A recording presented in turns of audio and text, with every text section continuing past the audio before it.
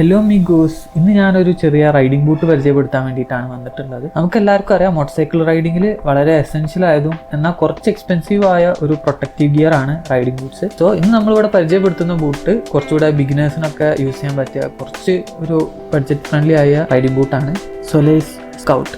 Let's know more about it. It's me Franco. Welcome back. Solace Scout motorcycle boot. Yes, Solace എന്ന് പറഞ്ഞിട്ടുള്ള ഒരു ബ്രാൻഡിൻ്റെ base വേരിയൻറ്റിൽ വരുന്ന riding boots ആണിത്. കുറച്ചുകൂടെ ബിഗിനേഴ്സ് ചോയ്സ്, അഫോർഡബിൾ എന്നുള്ള രീതിയിലൊക്കെ നമുക്ക് ചൂസ് ചെയ്യാൻ പറ്റിയ ഒരു റൈഡിംഗ് ബൂട്ടാണിത്. സൊലേസിനെ കുറിച്ച് കൂടുതൽ പരിചയപ്പെടുത്തി തരണം എന്ന് എനിക്ക് തോന്നുന്നില്ല, കാരണം നമ്മുടെ റൈനോക്സ് ഒക്കെ പോലെ തന്നെ ഒരു വെൽ എസ്റ്റാബ്ലിഷ്ഡ് ആയിട്ടുള്ള motor cycle riding and accessories ബ്രാൻഡാണ് സൊലേസ്.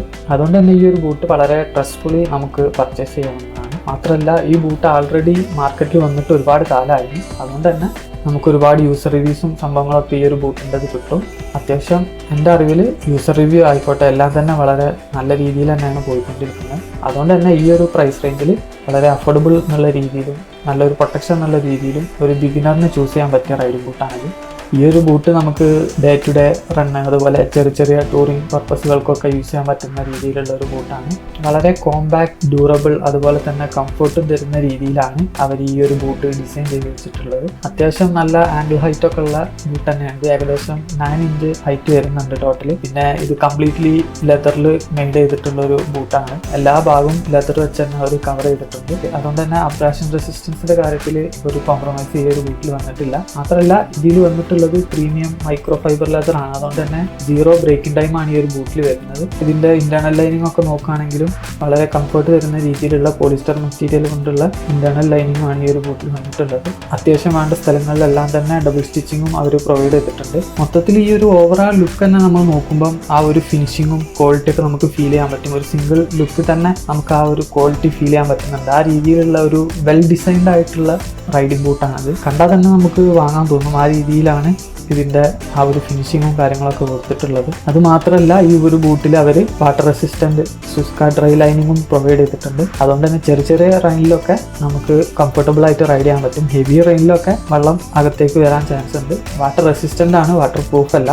പിന്നെ ഇത് വിയർ ചെയ്യാനും അതുപോലെ തന്നെ റിമൂവ് ചെയ്യാനൊക്കെ വളരെ ഈസിയാണ്, കാരണം ലേസ് ഫ്രീ മെക്കാനിക്സ് ആണ് ഈ ഒരു ബൂട്ടിൽ വന്നിട്ടുള്ളത്. പിന്നെ ഈ ഒരു ബൂട്ടിൻ്റെ ഫ്രണ്ടിലും അതുപോലെ തന്നെ ബാക്കിലും ചെറിയൊരു റിഫ്ലക്റ്റീവ് സ്ട്രിപ്പ് അവർ കൊടുത്തിട്ടുണ്ട്, നൈറ്റിലൊക്കെ ആ ഒരു വിസിബിലിറ്റി കിട്ടാൻ വേണ്ടിയിട്ട്. ഏറെക്കുറെ ഫുൾ ബ്ലാക്കിലാണ് ഈ ഒരു ബൂട്ട് വന്നിട്ടുള്ളത്. അതിൻ്റെ സൈഡിലായിട്ട് ചെറിയൊരു ഡോട്ടഡ് ഒരു വൈറ്റ് പോർഷൻ കൊടുത്തിട്ടുണ്ട്. ഈ ഒരു സ്റ്റൈലിംഗ് എലമെന്റിൽ 2 കളർ ഓപ്ഷൻസ് വരുന്നുണ്ട്. ഒരു ഡോട്ടഡ് റീജിയൻ ഗ്രേയിൽ വരുന്ന ഇപ്പോൾ നിങ്ങൾ കണ്ടുകൊണ്ടിരിക്കുന്ന ബൂട്ടും, അതുപോലെ തന്നെ ഒരു നിയോൺ ഗ്രീനിൽ ഈ ഒരു പോർഷൻ മാത്രം നിയോൺ ഗ്രീൻ വരുന്ന ഒരു വേരിയന്റ് ഉണ്ട്. അങ്ങനെ 2 കളർ വേരിയന്റ് ആണ് ഈ ഒരു ബൂട്ടിന് വരുന്നത്. കളർ വേരിയന്റ് എന്നൊന്നും പറയാൻ പറ്റില്ല, കാരണം ഏറെക്കുറെ കംപ്ലീറ്റ്ലി ബ്ലാക്കിൽ തന്നെയാണ് ബൂട്ട് വരുന്നത്. ആ ഒരു സ്റ്റാൻഡേർഡ് ബ്ലാക്ക് കളറിൽ തന്നെയാണ് വരുന്നത്.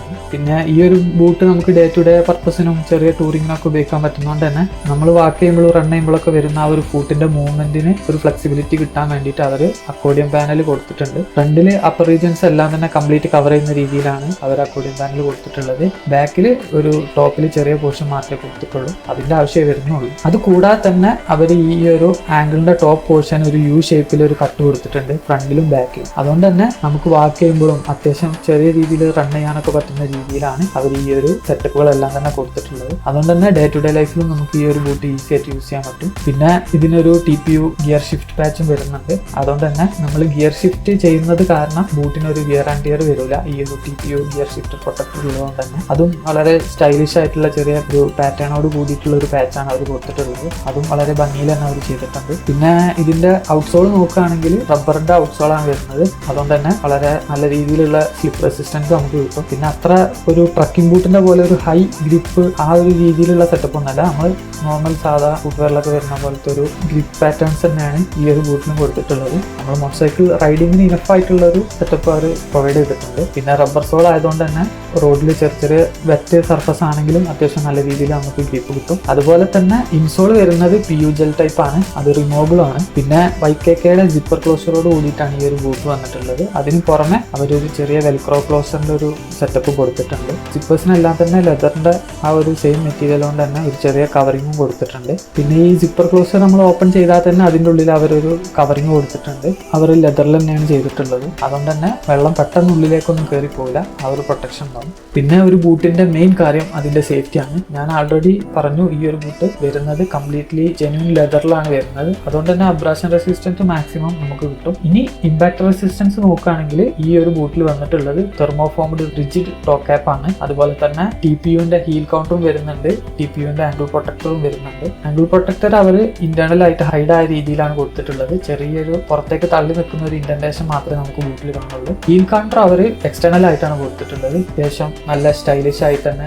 അവർ കൊടുത്തിട്ടുണ്ട്. ചെറിയൊരു 3 ലൈൻ ഒരു സെറ്റപ്പ് ഒക്കെ കൊടുത്തിട്ട് ചെയ്തിട്ടുണ്ട്. പിന്നെ നേരത്തെ പറഞ്ഞ പോലെ ആ ഒരു ഗിയർ പാച്ചും ഈ ഒരു ബൂട്ടിൽ വന്നിട്ടുണ്ട്. ഇത്രയാണ് ഇമ്പാക്ട് പ്രൊട്ടക്ഷൻ മെയിൻ ആയിട്ടുള്ളത്. ഈ ഒരു ബൂട്ടിന്റെ പ്രൈസ് റേഞ്ച് വരുന്നത് 5200 ആണ്.